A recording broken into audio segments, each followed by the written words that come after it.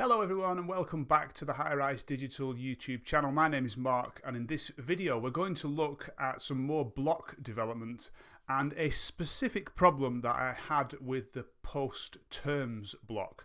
Something which you may not have used and something which we used recently on a project, and it was almost perfect but just didn't quite work, so we had to make some tweaks, and I'm going to show you how those tweaks were made and what they were. So this was the project we were working on.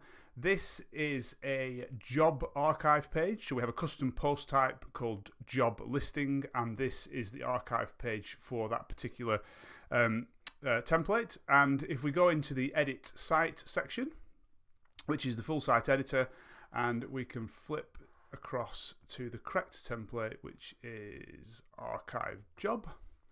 So this is the template that manages this. This is an SVG, just HTML in the corner there. So we can see here we've got the title and the introduction paragraph, and then we get down to we're using FacetWP to do the filtering, so we've got some shortcodes being output. That's how it works. And then we get down here to the loop where we're outputting the different jobs, and it's these two blocks that we're talking about here. So if we have a look in the block sidebar on the right hand side, we can see this is called a job type block. It's actually a post terms block. It's the same block for each one, but it obviously has a name for each taxonomy that you use. So we've got a job type taxonomy, and then this one we've got a job contract type taxonomy in here. Slightly different one. So job type in this instance, permanent doesn't make any sense actually in this one, but job type is going to be the sector almost, and job contract type is like permanent, part-time, blah, blah, blah, etc. So all that is absolutely great, and you can see that outputs on the page like this. Here they are beautifully. Now the problem was that because we are using FacetWP to sort of do the filtering and so forth, these automatically link, as you can see with my cursor there, they automatically link to the taxonomy term archive for that particular term. We don't have that template. We don't want to style that template up in the theme. Therefore, it doesn't make any sense. So what we wanted to do was one of two things actually. We wanted to actually remove the links so that they didn't go anywhere and they just stayed on the page with no link and you just got the text. But actually even better would be make it so that when I click this, it actually does what the thing in the left hand side does. So actually if I click permanent here, you can see that in the address bar we've got this question mark job industry permanent. It would be great if that links you to that page so that you can do that pre-filtering sort of thing. So how do we go about doing this? And I've mentioned this before on the channel. There is an excellent filter in the block, well, in WordPress, but like to do with the block editor, called render block. So let me have a look at my code here, and we'll see what we're talking about. So what we've got is, here's the filtering question, render block, and then it actually takes the name of the block you want to render. And what it does is it takes the contents of the block, the output, and it allows you to modify it. But it also passes the block array to that function, so you can get the attributes of that block and you can work with them to do different things. So in this instance, we're using the render block filter, and we're making sure that it's only going to be run on the core post terms block, which is the actual block that we're using in this instance. So I've created a function and I've hooked it in, and I'm just going to talk you through what this does and how it actually works. So the first thing to do here is, in the block attributes, we're going to check whether we have a term. Now this is very strange, whether we have a term part of that array. Now the term part, as you can see in the next piece of code here, is we're checking whether that is our specific taxonomy that we want to act on. So I don't want to do this for post categories, I don't want to do this for post tags, I only want to do it for my specific taxonomies in this particular instance. Now, strangely enough, it's called term. It should be called taxonomy, surely, because it's set to the taxonomy name, which I found very strange when I was working on it. Anyway, there we go. So we're going to do this only if we've got a term, and only if it's the term we want to act on. If that doesn't match, we're just going to return the content of the block as it was before. We're going to completely ignore the rest of it.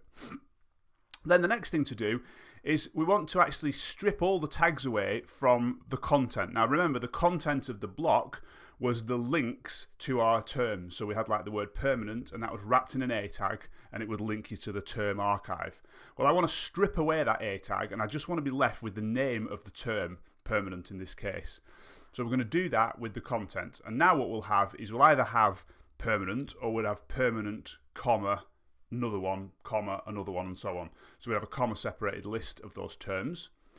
Then what we want to do is we want to split those to create an array of terms at the comma. So what I'll have now is an array of terms that are split at the comma. And again, we just do a check here. If that didn't work or it failed for any reason, just return the block content. Then I'm going to create an array of to store my new content. This is the new content that I'm going to push out to this block. And then we're going to loop through each of the terms that we've got. We may only have one, of course. And again, if the term part of that is empty, there is no term for this particular one, we've ended up with something in this array that's got no term. And I found that we had an empty string in the array when you didn't have a term, which was strange, so it wasn't working. So all we're saying is if this term is empty for whatever reason, we're just going to continue on to the next one. And then we're going to get the term object from the database by the name, because we've got its name. That's the name of our term that was the block content. And so once I'm getting the object, telling it which taxonomy it is, I'm then going to add this particular term to our array here. And I'm just going to add the markup that I want. So I want it to, in this case, I want it to link to the jobs post type archive. And then I'm going to pass my little string at the end, which is in this case is job industry equals, and then the term slug. So it'll be job industry equals permanent. Rel tag, I'm not quite sure what that is, if I'm honest with you, but it was on the original markup that WordPress provides. So I'm just going to put it back on there. Makes sense. And then we pass the term name as the actual anchor text that you can link. And then what we do is that will happen for all the terms. So we'd have multiple items in this array. We check that that's got any content in. If it hasn't, we just again return the original block content, do nothing. And if it does have content in, we pass the original markup for the block. So it has a wrapper in this case, taxonomy-job listing category, WP block post terms. And then what we're going to do is output all of these strings by imploding this array into a full string. Again, this is the same markup that we had previously, so I'm just making it the same. I don't want to change the WordPress markup at all, really, unless I have to. And then we pass the content inside of that div, which is our links here. And that's how it works. So what happens is when you go to this page now, these don't link anymore. They don't link to the term archive page. They now link back to this page with the correct slug in place. You can see it there in the breadcrumb kind of thing at the bottom corner. And if I click on permanent, in fact, I'll click test job here because it's different. You can see it now takes me to that, and we're pre-populated with test job. So it's perfect.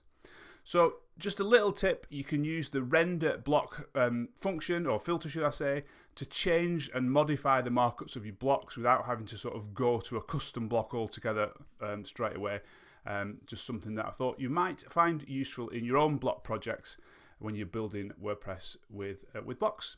If you have any questions on this, please feel to put them in the comments below. If you like this video, please hit the like button and do subscribe to the High Rise Digital channel. We do the WP Cafe show every Friday, and also we do lots of videos about WordPress tips and tricks. And if you ring the notification bell, you will get a notification next time we release a video. Anyway, that's all from me. Thank you for watching, and I will see you next time.